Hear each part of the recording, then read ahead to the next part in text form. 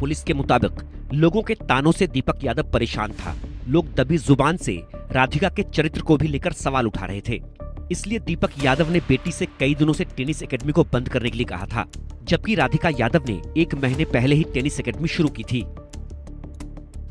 गुरुग्राम से दिल दहला देने वाली घटना जो है वो सामने आई है, जब एक पिता ने अपनी बेटी को मौत के घाट उतार दिया। जी हाँ, ये मामला गुरुग्राम के सुशांत लोक का है, जहां पर एक पिता ने अपनी बेटी को गोली मारकर मौत के घाट उतार दिया। इस वक्त हम उसी जगह पे मौजूद हैं, आपको बताएंगे कि किस तरीके से राधिका जो है वो एक टेनिस प्लेयर थी। बताया जाता है कि वो स्टेट लेवल जो है वो भी खेल चुकी थी, और जिस तरीके से हम आपको तस्वीर दिखा रहे हैं उस एकेडमी की, जहाँ पर राधिका ने सीखा, और उसके बाद सिर्फ सीखा ही नहीं बल्कि जिस तरीके से अपने स्टेट को रिप्रेजेंट किया, और उसके बाद अगर बात करें तो उनके हाथ में इंजरी के बाद उन्होंने यहीं पर ट्रेनिंग करना जो है वो शुरू कर दिया। वो बच्चों को सिखाती थी। अगर बात करें तो इस मृतक राधिका एक टेनिस प्लेयर थी और सुशांत लोक फेज 2 में रहती थी, और उनके घर से लगभग 100 मीटर की दूरी पर उनका ये स्टेडियम जो है वो बना हुआ है, जहां पर वो एकेडमी चलाती थी, बच्चों को सिखाती थी। लेकिन अगर बात करें तो पिता, जहां एक तरफ हम देखते हैं कि पिता को गर्व होता है उनकी बच्चों की कामयाबी पे,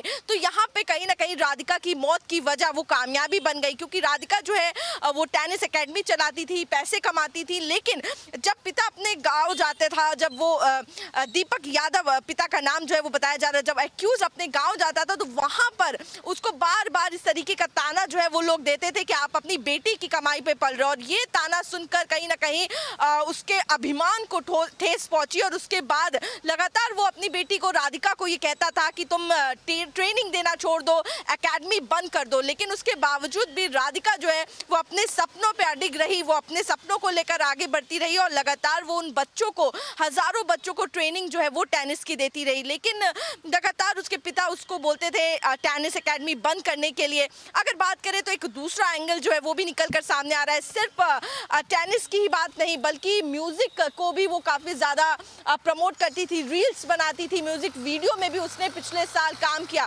जिसके बाद उसके पिता को उसका इतना इन्फ्लुएंशियल होना, रील्स बनाना पसंद नहीं था। तो कई सारी ऐसी चीजें थी जो दीपक यादव को, उसके पिता को पसंद नहीं आ रही थी। लेकिन जिस तरीके से उसकी नापसंद जो थी, उसने उस राधिका को कहीं ना कहीं उसकी वजह से मौत के घाट उतार दिया। राधिका यादव बचपन से ही होनहार थी। उसने 2018 में गुरुग्राम के ही स्कॉटिश हाई इंटरनेशनल स्कूल से 12वीं तक की पढ़ाई की थी।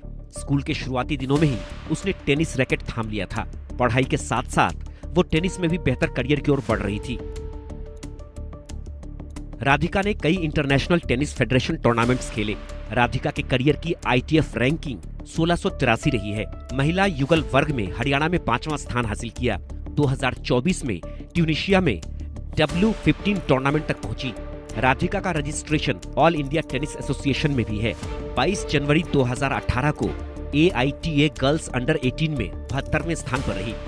AITA विमेंस सिंगल्स में 12 फरवरी 2018 को 35वें स्थान पर रही। विमेंस डबल्स में 5 अप्रैल 2021 को सर्वश्रेष्ठ 53वां स्थान हासिल किया। AITA विमेंस सिंगल्स में टॉप 100 में जगह बनाने वाली हरियाणा की 4 खिलाड़ियों में शामिल रही। 4 नवंबर 2024 तक विमेंस डबल्स में करियर की सर्वश्रेष्ठ ITF रैंकिंग 113 रही। करीब 3 महीने पहले टेनिस खेलते समय राधिका के कंधे में चोट लग गई।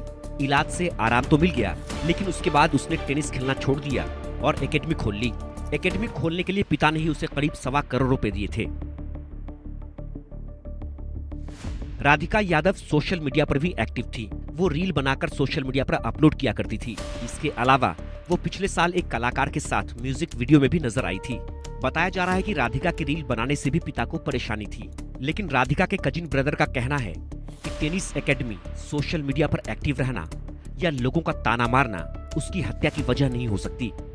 राजकुमार जी, जब ये पूरी घटना हुई तो क्या हुआ था? आपको क्या लगता है कि दोनों के बीच में क्या बात हुई होगी, क्या कारण रहा होगा कि एक पिता को ऐसा स्टेप उठाना पड़ा? अभी कुछ नहीं पता। किसी भी, सभी रिश्तेदार, सभी परिवार वाले मतलब इस चीज़ से स्तब्ध है, ये क्या हुआ, क्योंकि घर में सब ठीक था। मैं 4 रोज पहले आया था। हमारे मौसा जी को पैरालाइज हुआ है, तो वो बिस्तर पे है, तो उनका हालचाल लेने हम आए थे। तो तब बात हुई थी, तो कुछ ऐसा लगा ही नहीं कि ये कुछ ऐसा कुछ 2 दिन बाद ये कदम उठा लेंगे। तो मतलब पूरे परिवार के लिए भी बहुत शॉकिंग रहा कि ये जो भी हुआ, और परिवार समझ नहीं पा रहा है नहीं समझ पा रहा, नहीं। वो या तो दीपक को ही पता है, या वो बिटिया जानती थी, या दीपक को पता है। जिस तरीके से आप उनके रिश्तेदार हैं, उनके करीबी भी रहे होंगे, तो कुछ कयास लगाए जा रहे हैं, कुछ बातें निकल कर सामने आ रही है कि अकेडमी को लेकर कुछ इशू था, जो सोशल मीडिया पर वो रील्स बना रही थी उसको लेकर कुछ इशू था, कुछ जो समाज है वो ये कह रहा था कि बेटी के पैसे लेते हैं वो। तो क्या आपको लगता है कि इनमें से कोई कारण रहा होगा? मुझे नहीं लगता। एकेडमी के लिए तो उन्होंने खुद, मेरे को तो नहीं पता था बिटिया एकेडमी चला रही है, कोचिंग दे रही है। मैंने ऐसे ही पूछ लिया था बच्चे क्या कर रहे हैं, तो उसी ने मेरे को बताया। तो उसकी बातों में कोई ऑब्जेक्शन वाली बात ही नहीं थी कि एकेडमी क्यों चला रही है। और रही बात कि बेटी के पैसों से, बेटी के उनके पास उनकी अपनी अच्छी खासी आमदनी है उनके पास। ऐसा नहीं है कि बेटी की आमदनी इनकम पे वो, तो ये भी गलत बात है। ये मुझे तो नहीं लगता। अगर राधिका की बात की जाए तो किस तरीके की शख्सियत थी? क्योंकि बेशक काफ़ी इंडिपेंडेंट वो थी, टेनिस प्लेयर वो रह चुकी थी। क्या कैसा शख्सियत था उनका? राधिका से मैं बहुत टाइम हुआ मिले, नहीं मिल पाया मैं। जब वो बच्ची थी, 12-13 साल की थी तभी। अब तो मैंने इस न्यूज़ में देख के ही पता चला ये राधिका है, क्योंकि फंक्शनों में, ब्याह शादियों में आना होता था, तो कहीं नहीं मिल पाई इत्तेफाक से बिटिया से। राधिका